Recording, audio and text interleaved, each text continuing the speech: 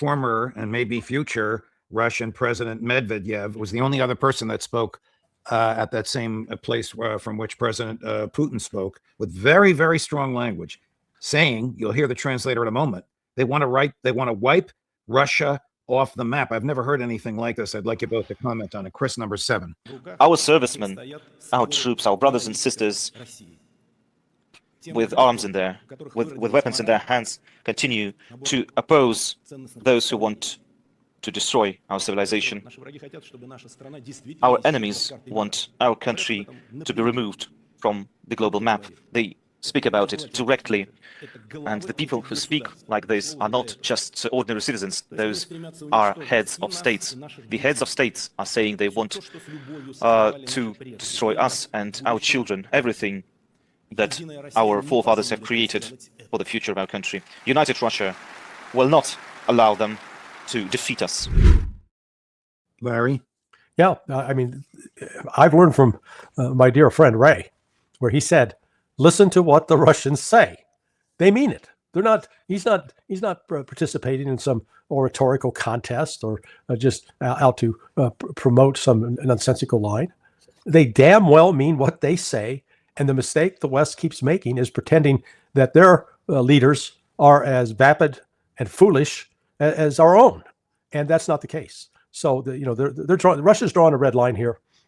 That's why it told Lavrov and really the rest of the Russian leadership warned Western diplomats, get out of Kyiv because there's we're not going to be responsible if you're still there. And this on Wednesday when they hit some key hotels where a lot of Western diplomats stay. We don't know how many casualties. There have been reports that there were Western officials, particularly NATO officials, killed in those strikes. So Russia's making good on its promise. Ray, your thoughts on former President Medvedev's statements? Well, I think he's repeating what Putin said, and that is the West writ large now. You're not saying the Europeans. You're saying the West, including the U.S., is out to inflict a strategic defeat on us still. Okay. Now, the NATO summit is coming up on the 7th of July. I think that's Tuesday. That's what we should all look at and see what happens there. This may, in my view, be the last NATO summit because unless Trump changes his mind, NATO is a fictition. Now, the interesting thing is, or fiction, I would say, also a fictition. Anyhow, what I would say is this. Medvedev, we learned today, is going to Tehran. He's going to participate in the funeral celebrations. I was on with Professor Morandi yesterday. We were tuned into the gatherings of the thousands of people in the crowds in Tehran. Let me just stop you. Chris, you may have some B-roll of this while Ray is talking. Go ahead, Ray. Yeah. Okay, well, we learned today that Medvedev is going to the funeral. That's a biggie. That's a real biggie. He may even meet, I think, if he's up to it, with Khamenei, the deceased, his son, Muqtada Khamenei.